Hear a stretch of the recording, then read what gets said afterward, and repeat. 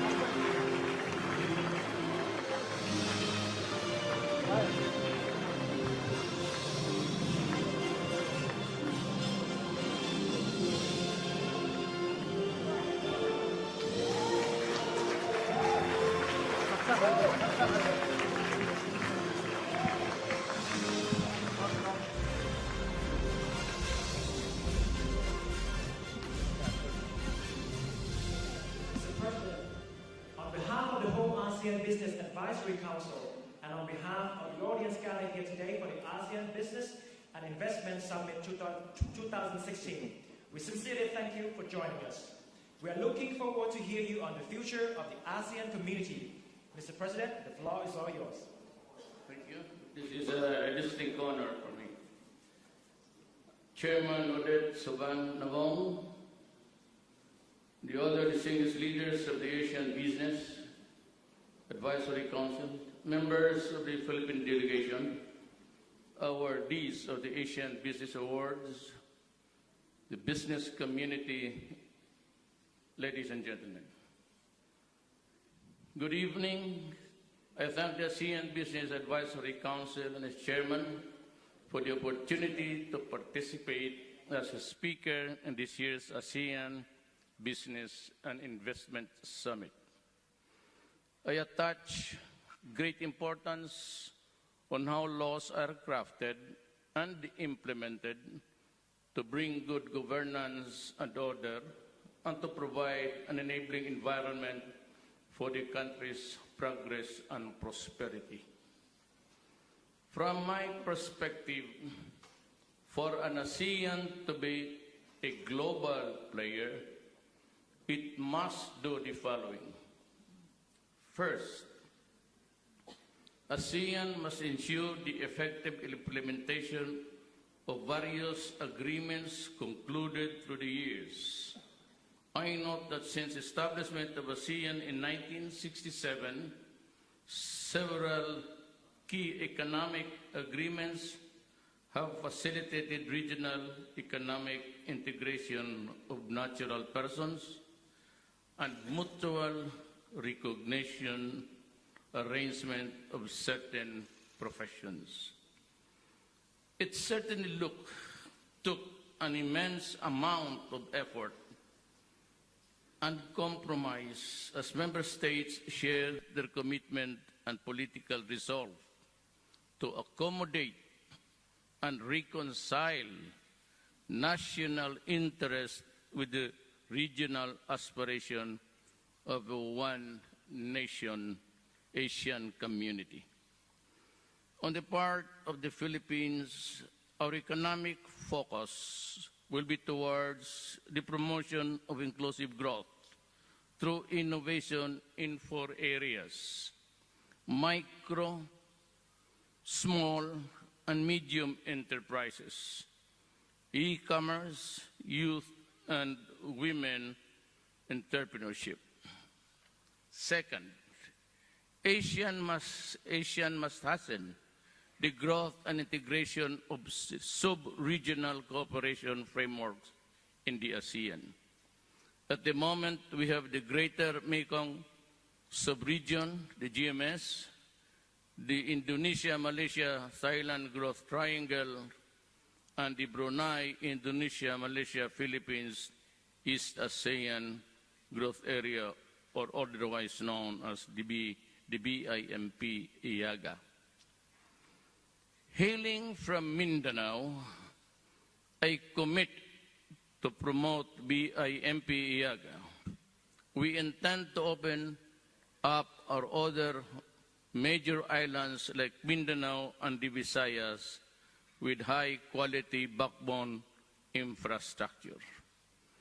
We will accelerate infrastructure spending by improving national roads and bridges, such as the Mindanao Logistics Infrastructure Network and other network master plans, including the inter-island linkages. We hope to further expand our roll-on, roll-off facility to Davao, General Santos, and Bitong in Indonesia. Third, ASEAN must provide support of the micro, small, medium enterprises. We will work and collaborate with ASEAN in helping the MSES look for all ways to connect them in the countries of the ASEAN and the world.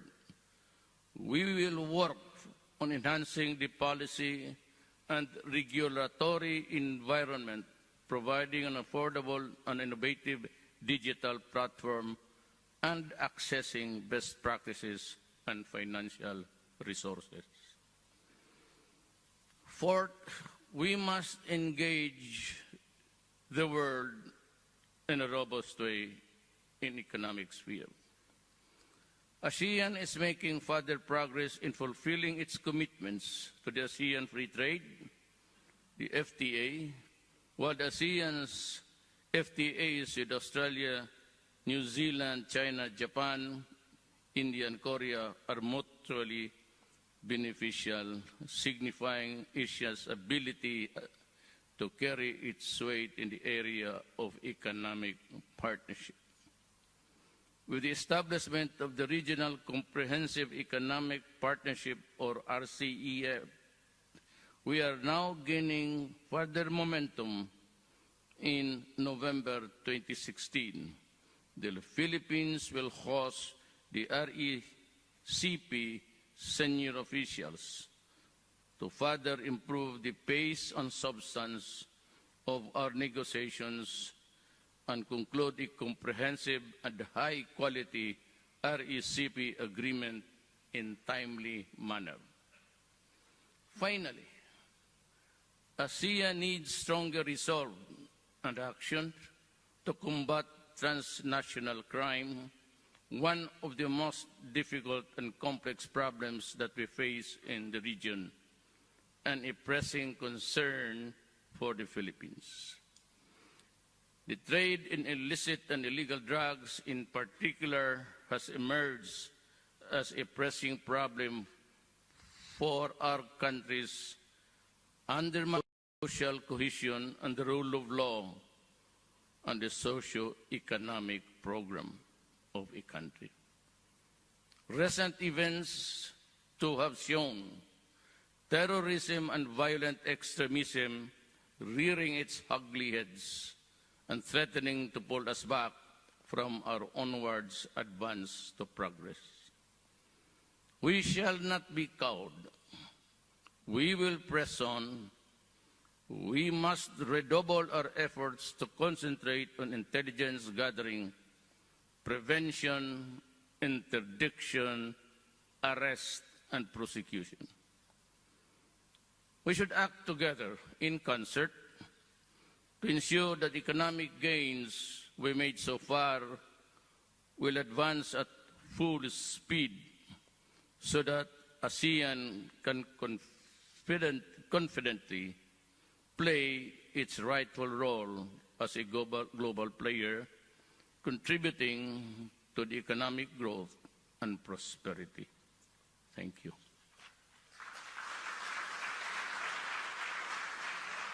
Dear Mr. President, thank you very much for this insightful speech you just gave us.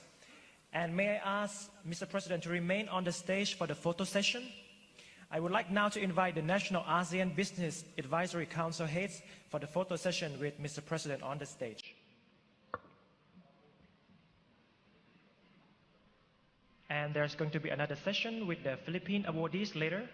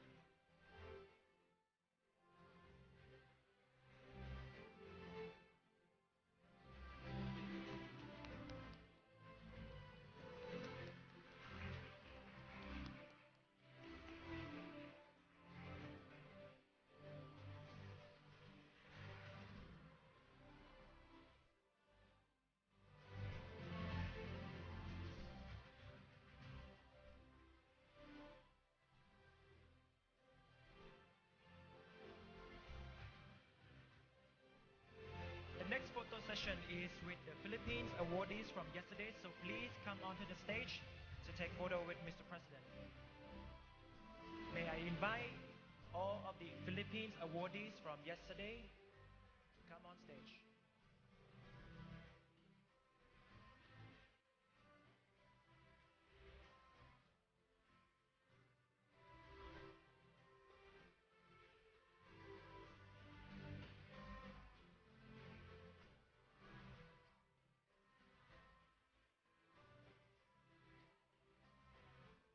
Yes, with Mr. President in the middle. Yeah. Yes.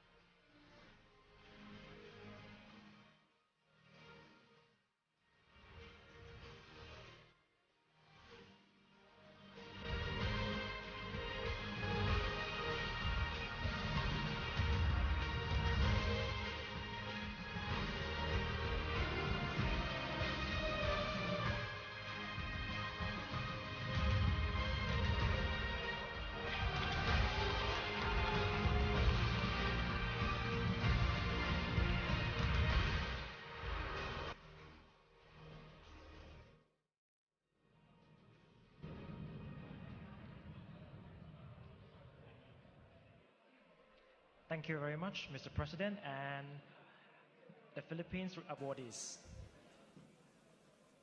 Ladies and gentlemen, dear delegates, let's give another round of applause to President Duterte.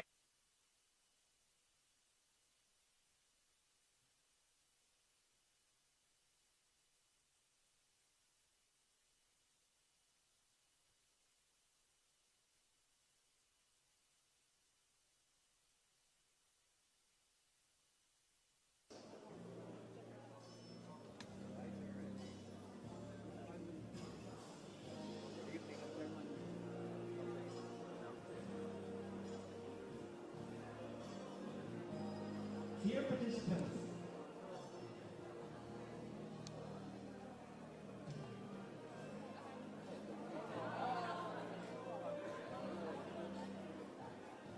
please remain in the room. We have another announcement to make after this.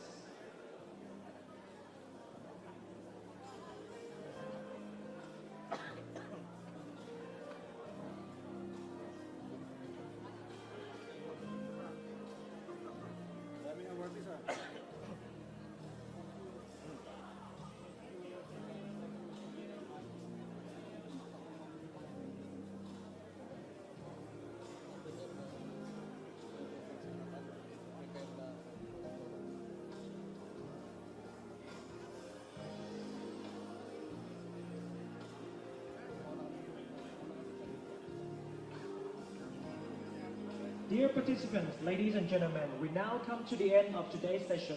Thank you for your kind attention and active participation.